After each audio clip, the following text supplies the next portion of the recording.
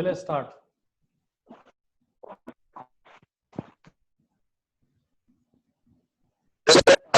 Sir start playing, लेकिन लोग आ रहे हैं अभी। बस ये 8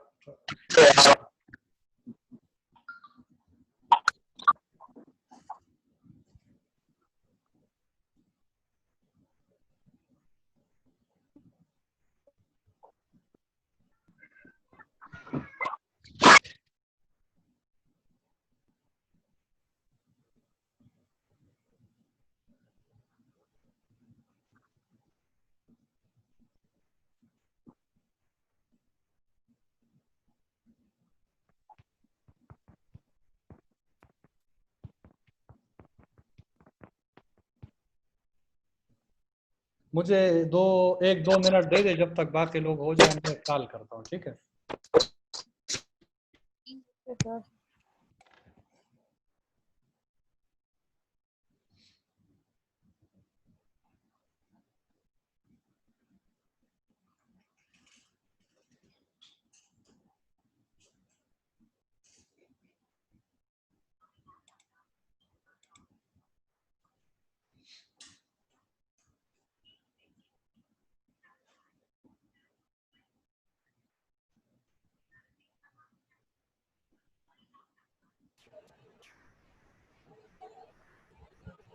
सलाम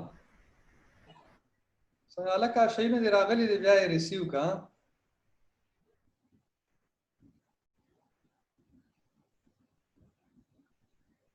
नता यो मख के रिसीव करे ना दे अख या खदा गदर ले नो कम कस नश्ता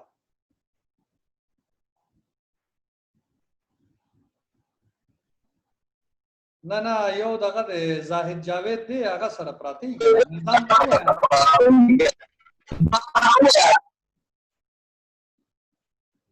मड़ा दन निजाम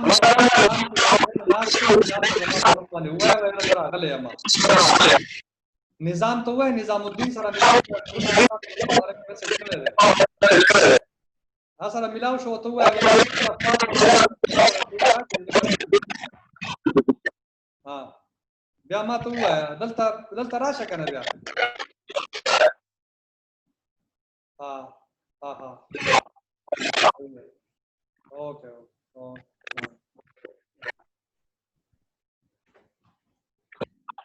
सर आ गए हैं सब।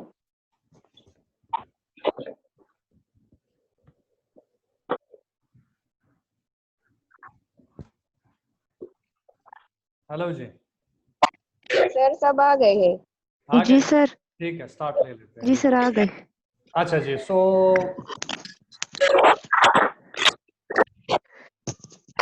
बिस्मिल्लाहिर्रहमानिर्रहीम welcome back. Example of surveillance. Early warning sign, the CDC made the public taking prevention. There is an outbreak of. What do you mean by, what does it stand for? CDC. Central of Center for Disease Control. Center for Disease Control. Central नहीं, Center for Disease Control. ये एक department है ना, department है। Yes sir. America का एक department है CDC। क्या मसला है बस इसमें?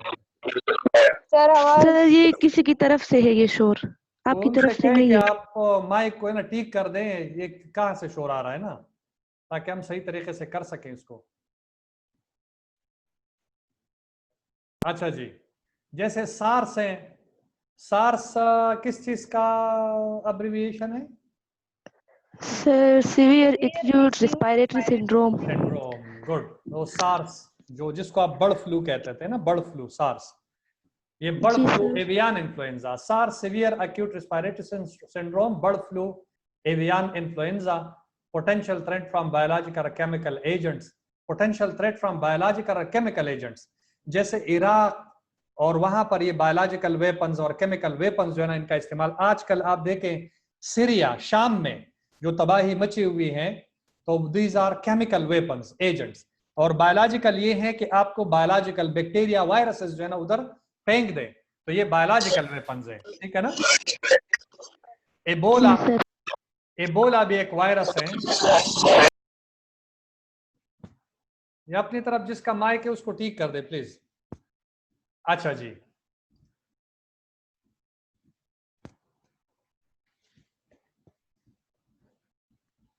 Types of surveillance, active surveillance and passive surveillance. अब एक्टिव सर्वेलेंस क्या है? Verify, investigate and validate the disease in the community and to detect more cases in the community, more accurate, timely, short period, more resource intensive। ये कौन करते हैं? Active का मतलब ये है कि टीम, जो प्रोफेशनल का टीम है वो खुद जाए, प्रॉपर तरीके से वेरीफाई करे केस को कि ये है कि नहीं है, इन्वेस्टिगेट करे फर्दर केसेस को, वैलिडेट करे। वैलिडेट का मतलब ये है कि तमाम साइन सिम्टम को देखते हुए इसको वैलिडेट करें डिजीज को वाकई ये है कि नहीं in the community, and to detect more cases in the community, और फर्दर केसेस जो है ना कम्युनिटी में डिटेक्ट करना, आइडेंटिफाई करना, more accurate, timely, short period and more resource intensive. ये है कि ये ज्यादा सही होता है, क्योंकि खुद से जो रिपोर्टिंग होती है, मरीज अगर खुद रिपोर्ट करता है तो हो सकता है उसको डेंगू हो और वो कोरोना को रिपोर्ट करे, आपको कॉल करे, तो वो सही नहीं होता। ये ज्यादा एक्यूरेट होता है, टाइमली होता है, मतलब आपसे 1 हफ्ता मांगा गया तो 1 हफ्ते के अंदर अंदर आप उसको दे दे। शॉर्ट पीरियड, थोड़े अरसे में। मोर रिसोर्स इंटेंसिव, और इस पे रिसोर्सेज जो है ना वो ज्यादा लगते हैं, इसलिए कि आप तनख्वाह भी देंगे, उनको इक्विपमेंट भी देंगे, लेबॉर्ट्री जो मोबाइल लेबॉर्ट्री है वो भी होगी, टेस्टिंग भी होगी, तो इसलिए ये ज्यादा रिसोर्स इंटेंसिव है, यानी एक्सपेंसिव है। Passive doesn't verify, investigate, send the data without verification।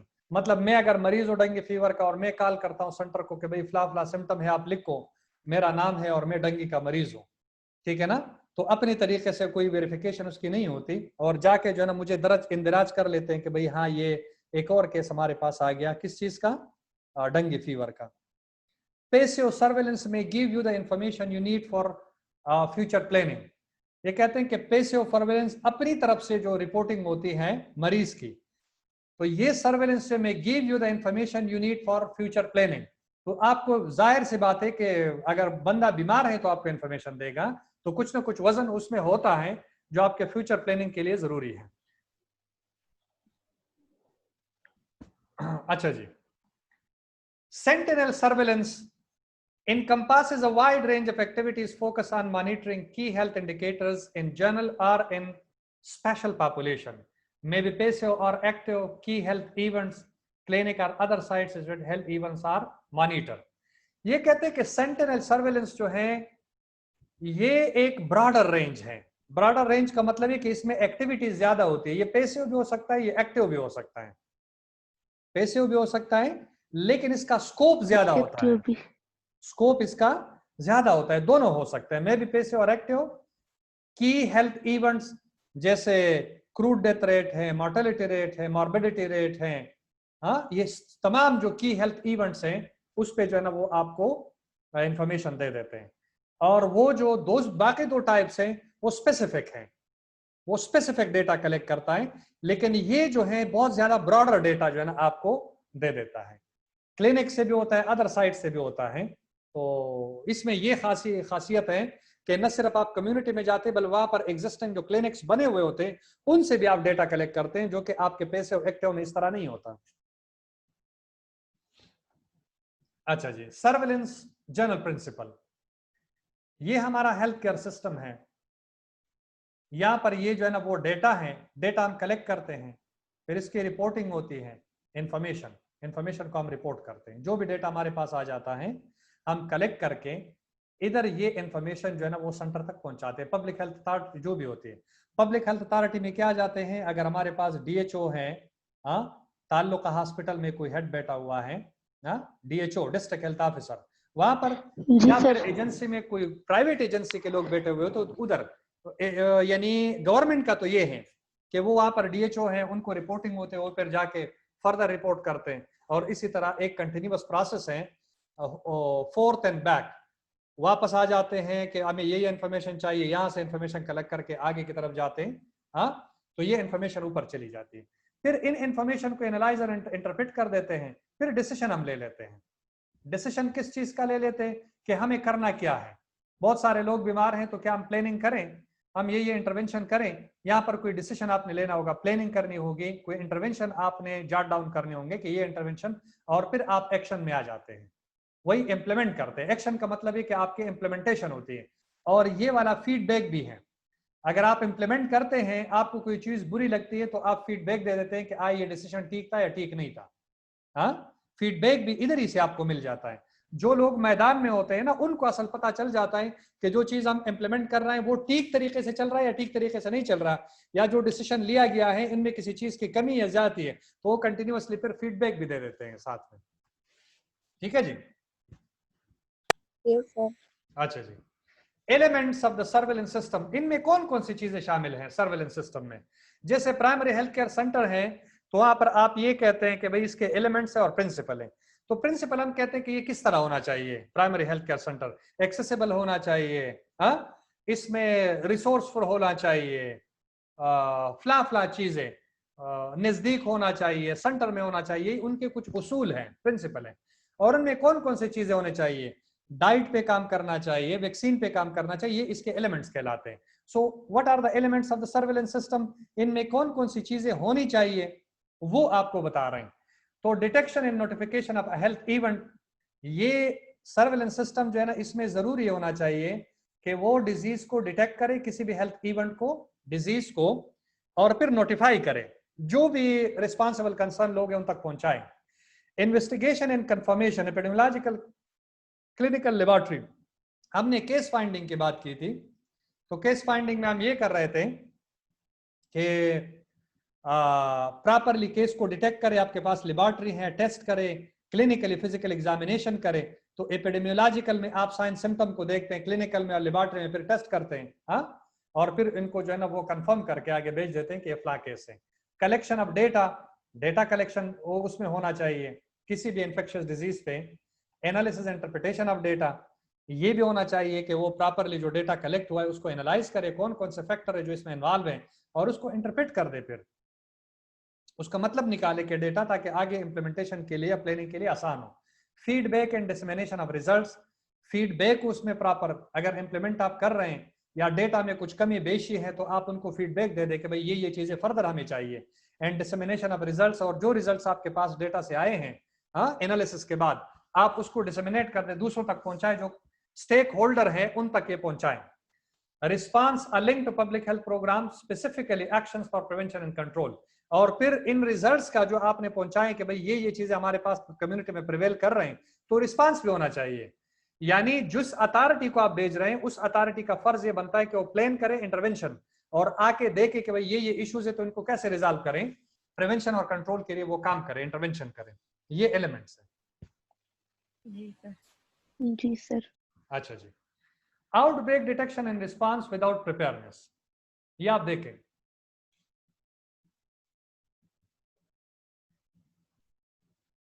Yes, sir. ये क्या बता रहे हैं, outbreak detection and response without preparedness.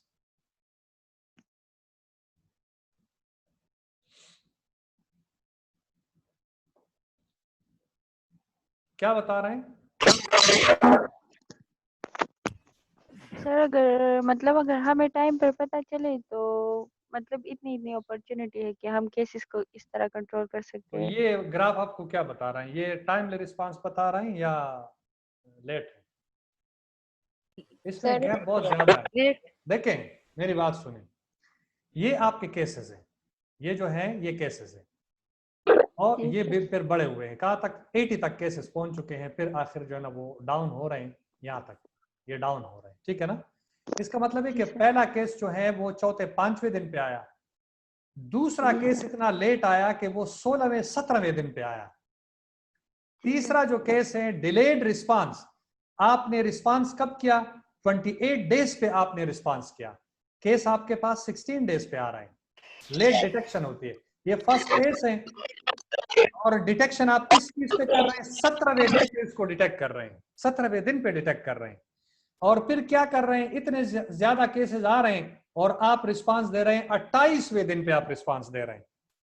तो क्या गैप है इसमें? गैप ये है कि पहला जो केस है वो आया, उसको कम से कम 1-2 दिन में डिटेक्ट होना चाहिए, और उसी वक्त अगर आप इसको रिस्पांस दे देते तो इतना बड़ा बर्डन केसेस का ना आता। ये वाला देखें, इतना नहीं आता।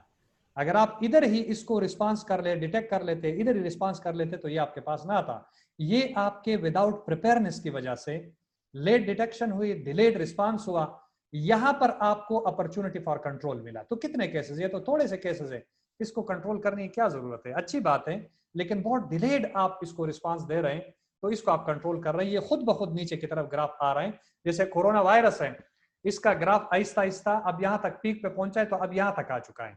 मतलब केसेस उतने नहीं बढ़े, पहले 4-5 हजार होते थे, अब मेरे ख्याल में 2-2.5 हजार केसेस रोजाना होते, इससे भी थोड़े से कम आ रहे हैं। हाँ? तो अगर एक इन्फेक्शियस डिजीज जो बहुत ज्यादा थ्रेटनिंग है कि बहुत सारे लोगों को जो है ना वो इन्फेक्ट कर सकता है, फैटल है, अलार्मिंग है, और इसको आप इतना डिलेड रिस्पांस कर रहे हैं, तो बहुत सारे लोग आपके मर जाएंगे, बहुत सारे साइंटिस्ट आपके मर जाएंगे, डॉक्टर्स और नर्सेज मर जाएंगे, तो फिर आपके मुल्क के हालात जो हेल्थ केयर सिस्टम के हो तो बहुत ज्यादा बिगड़ जाएंगे। ऐसा होगा ना? जी सर। अच्छा जी, अब आप आगे देखें, ये क्या बता रहा है? Early detection. हाँ, फर्स्ट केस रैपिड रिस्पांस। तीसरे दिन पे फर्स्ट केस आया, 7वें 8वें दिन पे इसको डिटेक्ट किया गया, और 12वें 14वें दिन पे आपने रिस्पांस कर लिया, इतने सारे बर्डन को आपने बचा लिया। ये आपके लिए कंट्रोल और प्रिवेंशन कंट्रोल के लिए इतना सारे जो है ना वो डेज रह गए। आप क्विकली इसको स्प्रे कर सकते हैं, कुछ भी कर सकते हैं, आप इसको क्विकली कंट्रोल कर सकते हैं, ठीक है ना? तो ये with preparedness and rapid response, आप यहाँ पर टीम पूरी तरह तैयार हैं, आपने काम सौंपा हुआ है कि भाई जैसे ही हमें साइन सिम्टम नजर आए और फर्स्ट केस आए, फौरन धड़ाधड़ हम भागेंगे, हाँ, वहां पर अर्ली डिटेक्शन करेंगे और रैपिड रिस्पांस करेंगे, चाहे वो स्प्रे की सूरत में, दवाई की सूरत में, जो भी है, लेकिन आप रैपिड रिस्पांस करेंगे। ठीक है जी? तो ये देखें, पोटेंशियल केसेस प्रिवेंटेड, ये बहुत सारे केसेस को आपने बचा लिया जो पहले वाले में नहीं था। हाँ, तो स्प्रेडिंग जो है ना वो कम हो जाएगी इस वाले में। सोर्सेज ऑफ डेटा कलेक्शन, क्या क्या सोर्सेज हो सकते हैं जहां से आप डेटा कलेक्ट कर सकते हैं? कोई इसमें तो है नहीं ना?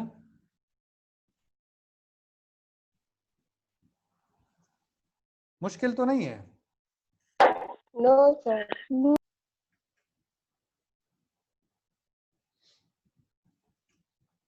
अच्छा जी,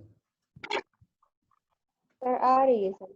आ रही है। तो मॉर्टेलिटी रिपोर्ट्स है, जिन्हें डेथ्स के report, sources of data collection यहाँ से आप ले सकते हैं। डेथ जो है ना वो रजिस्ट्रार होते हैं, या हॉस्पिटल से भी आप ले सकते हैं डेथ के रिपोर्ट्स। हाँ, मकामी जो इसके लिए रिस्पॉन्सिबल ब्यूरो ऑफ स्टेटिस्टिक है वहां से ले सकते हैं। मॉर्बिडिटी रिपोर्ट से ज्यादातर तो हॉस्पिटल से आपको मिल जाते हैं, लेकिन वहां पर जो मकामी सतह पर इसके लिए जो कंसर्न लोग हैं जो रजिस्टर करते हैं, रजिस्ट्रार, उनसे आप ले सकते हैं। मॉर्बिडिटी रिपोर्ट्स जो रजिस्टर में दर्ज है वो ले सकते हैं। एपिडेमिक रिपोर्ट्स हैं, कितने एपिडेमिक्स हुए, कितने लोग मर गए, कितने जिंदा बचे, कितने के जो है ना वो डिसेबल हो गए। Reports of laboratory utilization include laboratory test results, यहाँ से भी आप इंफॉर्मेशन ले सकते हैं। जितने भी एग्जिस्टिंग लेबोरेटरीज, चाहे वो हॉस्पिटल के प्राइवेट है, यहाँ से आप डेटा ले सकते हैं। Report of individual case investigation, और जो इंडिविजुअल केस आपने इन्वेस्टिगेशन किए वहां से आपके पास डेटा आ जाता है। रिपोर्ट्स ऑफ एपिडेमिक इन्वेस्टिगेशन, और जो भी एपिडेमिक के इन्वेस्टिगेशन आपने की है वहां से आपके पास इंफॉर्मेशन आ सकते हैं। ये सोर्स ऑफ डेटा है, जरिया है जहां से आपको इंफॉर्मेशन मिल सकते हैं। Special surveys for example hospital admission, disease registers and serologic surveys. Serologic survey जितने भी टेस्ट होते हैं ब्लड के, वही information on animal reservoirs and vectors, और जहां पर इंफॉर्मेशन आपके पास जो एनिमल रिजर्वायर हैं, एनिमल जहां पर रहते हैं, हाँ, एंड वेक्टर्स हैं, मच्छर हैं, जो जितने भी हशरात हैं, वहां से जो है ना ये डेटा आपके पास आ जाता है, source of data. Demographic data है, हाँ, डेमोग्राफी मीन पॉपुलेशन से रिलेटेड जो डेमोग्राफी होती है वो डेमोग्राफिक डेटा है। जो ग्रे वेरिएबल हम इसको कहते हैं, जेंडर क्या है, फ्ला की आबादी कितने है, मेल के कितने, फीमेल कितने, demographic data. Environmental data, environmental polluted है क्या है, ये एनवायरमेंटल डेटा है। This is also source of data collection, यानी आप एनवायरनमेंट पे भी डेटा कलेक्ट कर सकते हैं, डेमोग्राफिक पे भी डेटा कलेक्ट कर सकते हैं। तो these are sources of data collection. इधर अगर आप देखें तो ये रिपोर्टर हैं, ये लोकल अथॉरिटी है, ये स्टेट अथॉरिटी है। स्टेट अथॉरिटी प्रोविंशियल बेस पे होती है या फिर फेडरल लेवल पे होती है, इस्लामाबाद में होगा या पेशावर में होगा अगर हम अपने सूबे की बात करें। ये स्टेट फिर एक जो डिपार्टमेंट है यानी तो रिपोर्टर जो है वो जो लोकल अथॉरिटी है डीएचओ है, जो प्रोविंशियल गवर्नमेंट है वहां पर डीआईजी है, डीजीआई है, डीजीआई जो डायरेक्टर जनरल ऑफ हेल्थ है वहां तक, और फिर वो जो कंसर्न डिपार्टमेंट है सीडीसी वहां तक वो रिपोर्ट करते हैं और आगे फिर जाके हैं वर्ल्ड हेल्थ ऑर्गेनाइजेशन। ये तो अमेरिका का लिखा हुआ है कि local state then CDC proper department, और ये डब्ल्यूएचओ के जो मेन वहां पर जो अथॉरिटी है उस तक जो है ना वो रिपोर्ट करते हैं इंडिविजुअल केस रिपोर्ट से। Aggregate report interpretation and recommendation, reports को वो एग्रीगेट जमा करते हैं, इसको इंटरप्रिटेशन होती है, हाँ मैंने एनालिसिस इंटरप्रिटेशन, और फिर रिकमेंडेशंस होती है, इसको क्या क्या क्या करना चाहिए इसके लिए रिकमेंड करते हैं कि भाई हाँ इसके लिए कोई प्लानिंग करनी चाहिए कि नहीं। Vital statistics surveillance, records of births and deaths, a basic but critical cornerstone on public health surveillance. Vital statistic क्या है? Morbidity, mortality, birth, fertility, ये सारे जो है ना ये vital statistic कहलाते हैं। Age specific death, age specific death rate, birth rate, ये सारी चीजें vital statistic हैं। Case fatality rate, ये सारी चीजें जो है ना ये vital statistics हैं। Record of births and deaths, यहां पर जो मेजर दो लिखे हुए हैं वो बर्थ्स और डेथ्स लिखे हुए हैं। A basic but critical cornerstone of public health surveillance. Mortality data over past centuries show decrease in rate of deaths due to infectious diseases. Rate of deaths from non infectious causes remain steady.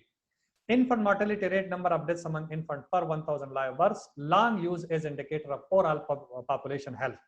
Birth data used to monitor incidence of preterm birth, risk factor for variety of adverse health outcomes.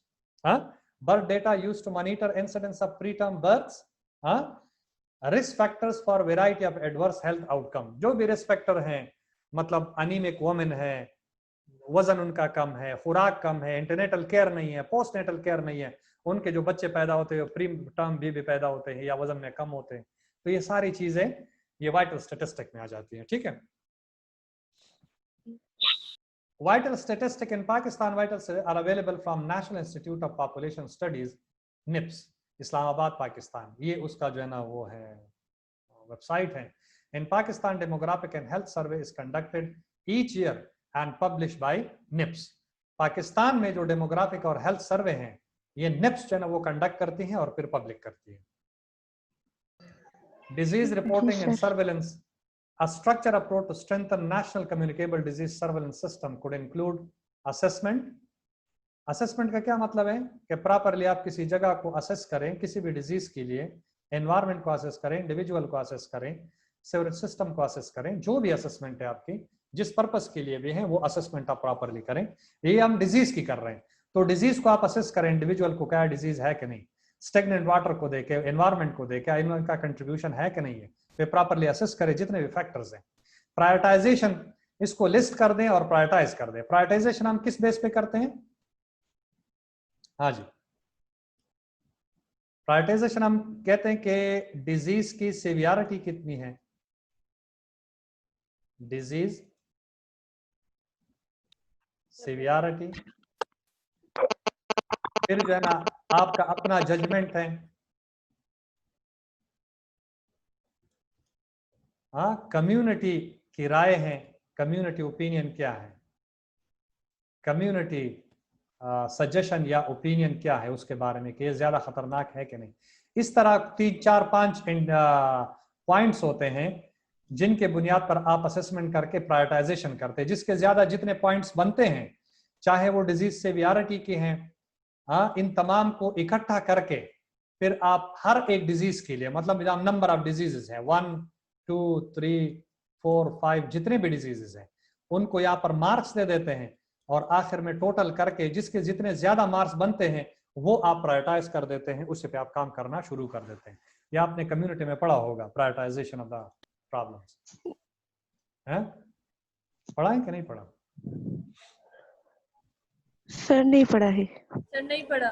नहीं पढ़ा तो मेरे पास अगर है तो मैं आपको फिर भेज देता हूँ।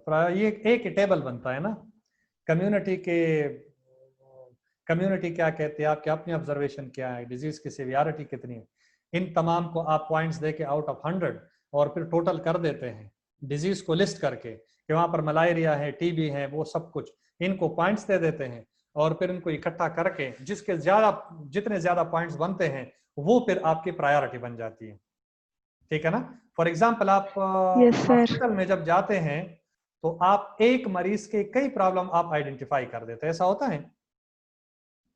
कई प्रॉब्लम आप आइडेंटिफाई कर लेते हैं, तो फिर आप अपनी तरफ से नहीं कहते कि ये वाला प्रॉब्लम मेरे ख्याल में सबसे ज्यादा जो है ना वो कंसर्न है पेशेंट का, जब तक आप पेशेंट से नहीं पूछेंगे आपके ख्याल में, लेकिन पेशेंट से आप पूछेंगे कि आपके लिए इन प्रॉब्लम में सबसे ज्यादा सीवियर प्रॉब्लम कौन सा है।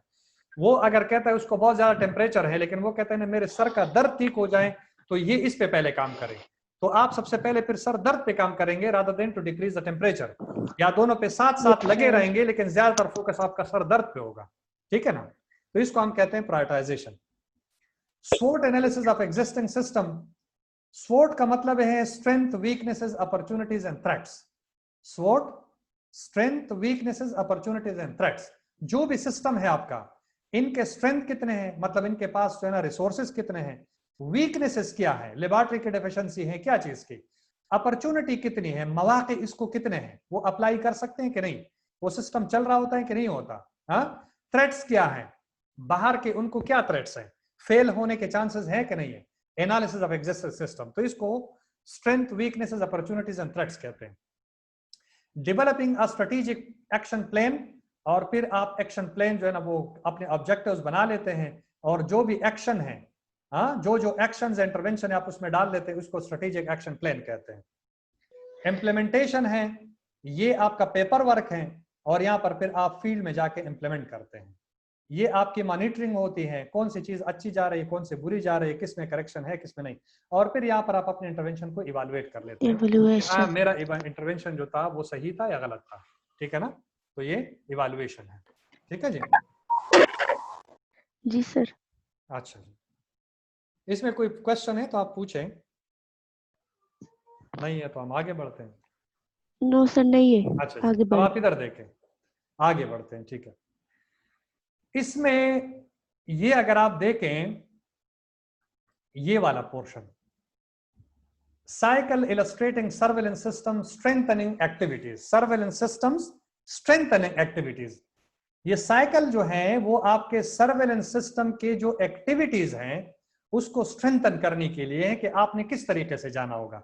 सबसे पहले असेसिंग रिस्क फैक्टर्स, फिर प्रायोरिटाइजिंग पब्लिक हेल्थ थ्रेट्स, जितने भी इश्यूज है आप प्रायोरिटाइज करें, असेसिंग एग्जिस्टिंग सिस्टम, और मौजूदा सिस्टम को आप असेस करें, जैसे SWOT है, strength, weaknesses, opportunities and threats, इसके लिए आप असेस करें कि इनमें अफरादी कुव्वत और रिसोर्सेज है कि नहीं है, इनके वीकनेसेस क्या है, अपॉर्चुनिटीज क्या है, इनका स्कोप कितना है, ये अप्लाई कर सकते हैं आप, और फिर इसके थ्रेट्स कितने हैं, फेल होने के चांसेस कितने हैं। ठीक है ना? ये आपने जब कर लिया मौजूदा सिस्टम का, तो फिर आप developing strategic plan of action, फिर आप इंटरवेंशन के लिए प्लान कर देते हैं, पेपर वर्क कर देते हैं, टीम को इकट्ठा कर देते हैं, वो अपनी राय दे देते हैं, यहां पर आप इंटरवेंशन को जाट आउट कर देते हैं इस प्लान में। रिसोर्सेज को, कौन कौन से रिसोर्सेज चाहिए, कितना पैसा चाहिए होगा, कौन कौन से गोल्स और ऑब्जेक्टिव्स होंगे, वो यहां पर आप मेंशन कर देते हैं, और फिर आप एक्शन में जाते हैं। यही जो प्लान आपने बनाया है, आपने एनसीपी में आप प्लान करते हैं कि नहीं करते हैं? जी सर। प्लानिंग होती है ना, शॉर्ट टर्म और लॉन्ग टर्म गोल्स होते हैं, हाँ, तो यहाँ पर आ जाती है। और फिर short term long term goals के बाद क्या होता है, आपका एक्शन होता है, एक्शन, इम्प्लीमेंटेशन। हाँ इम्प्लीमेंटेशन, तो आपके एक्शंस होंगे फिर ये प्लान। इसी एक्शन के दौरान हम मुख्तलिफ स्ट्रेटेजीज जो है ना वो यूज कर सकते हैं। यहाँ पर मॉनिटरिंग प्रोग्रेस, जो लोग मैदान में काम कर रहे हैं उनसे आप पूछेंगे काम सही चल रहा है कि नहीं चल रहा, आपको किसी चीज की कमी है या ज्यादती है कि नहीं, लोग कम है या ज्यादा है, ज्यादा लोगों को आना चाहिए या इनसे कोई लोगों को निकालना चाहिए, दूसरी जगह पर जो है इसको डिप्लॉय करना चाहिए। हाँ, तो ये मॉनिटरिंग प्रोग्रेस है।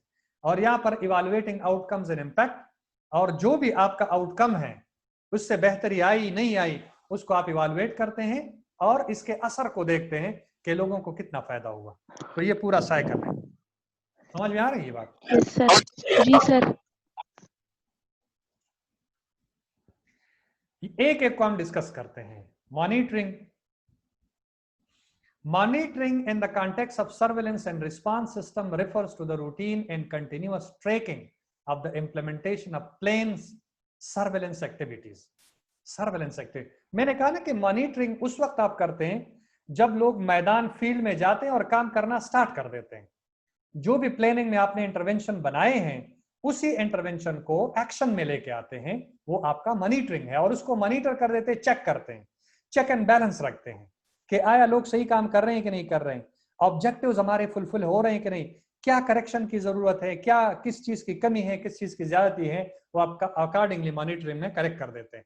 Monitoring the implementation of the plan of action in of the overall performance of surveillance and response system. Overall जो सर्वेलेंस सिस्टम है उसके परफॉर्मेंस को देखते हैं कि वो ठीक चल रहा है कि नहीं कर रहा, हमारे पास जो ऑब्जेक्टिव्स है वो पूरे हो रहे हैं कि नहीं पूरे हो रहे हैं। जी सर। अच्छा जी, track progress of implementation of plan activities, ensure that plan targets are achieved in a timely manner। मतलब आपने 2 दिन दिए हुए एक ऑब्जेक्टिव के लिए, तो आया वो 2 दिन में कंप्लीट हुआ कि नहीं हुआ, तो ये टाइमली मैनर है, achieved in a timely manner. Track progress of improved and targeted indicators of the quality and attributes the system, indicators of the quality and attribute। attribute किस चीज को कहते हैं? हाँ जी, attribute।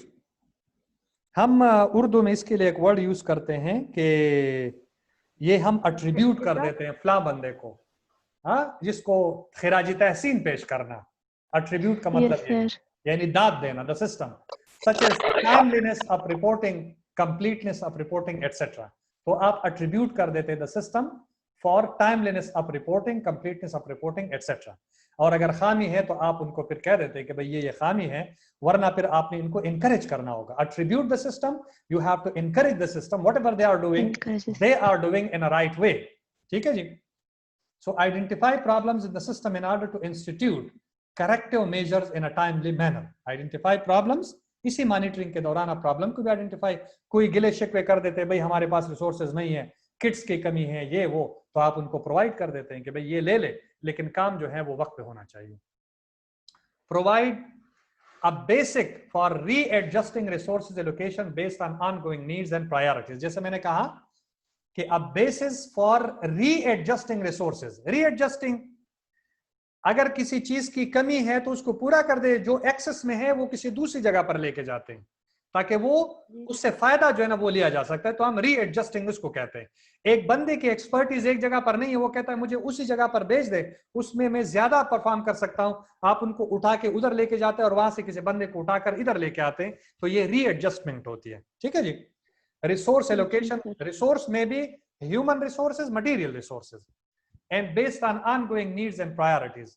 आप देखते रहते हैं कि इस चीज की कमी है, ज्यादती है, एक्सपर्टीज कम है, ज्यादा है, तो आप इसको जो है ना एक्सचेंज कर लेते हैं। Help to ensure that all implementation of the system are held responsible and accountable for their defined activities. Help to ensure that all implementation of the system are held responsible. ये तमाम काम जो है ना वो ठीक चल रहे हैं, implementation जितने भी हो रहे हैं वो ठीक है, are held responsible and accountable for their defined activities। और जो काम कर रहे हैं वो उसी के लिए अकाउंटेबल है, उसके साथ हिसाब किताब होगा कि इतना टाइम हमने दिया था, ये सैलरी हमने दी थी, ये किट्स हमने प्रोवाइड किए थे, वाकई हमारे गोल्स और ऑब्जेक्टिव्स पूरे हुए हैं कि नहीं। तो वही बंदा, वही टीम उसके लिए रिस्पॉन्सिबल भी है और अकाउंटेबल भी है, उनको करना भी है और हिसाब भी देना पड़ेगा। ठीक है जी। Yes sir. हाँ जी। Evaluation. Evaluation is the period assessment of the relevance, effectiveness and impact of activities in the light. मेरा तो ये ख्याल है कि ये जो अगर हम ये इवैल्यूएशन और ये कंपोनेंट दूसरे लेक्चर में पढ़े तो ज्यादा बेहतर होगा। अगर जो लोग मिसिंग हैं तो कम से कम उनको समझ में आ जाए। क्या कहते हैं आप लोग? सर कितना रहता है? सर सही है, दूसरे लेक्चर। एक मिनट में देखता हूँ, अगर कम है तो ठीक है, नहीं ये I think this is too much. कितने हैं ये? 55 स्लाइड्स हैं और हम 25वें स्लाइड में हैं। फिर दूसरे लेक्चर ये एक और अभी लेक्चर नहीं हो इसके लिए होगा, 2 घंटे का कंप्लीट एक और लेक्चर होगा तो ठीक है। सर किस टाइम होगा?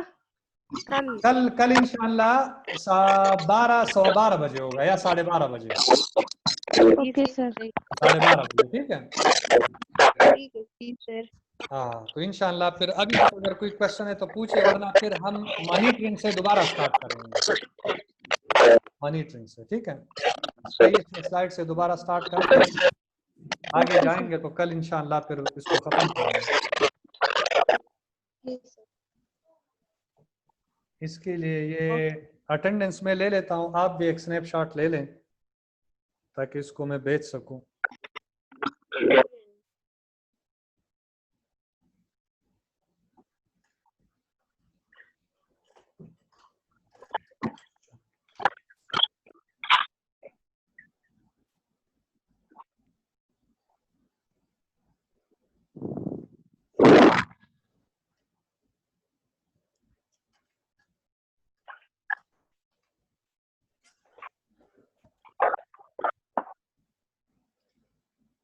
अच्छा जी, क्वेश्चन है कोई अभी तक? अगर कोई चीज समझ में आपको नहीं आई, ओ सर समझ आ सर समझ आ गई। अच्छा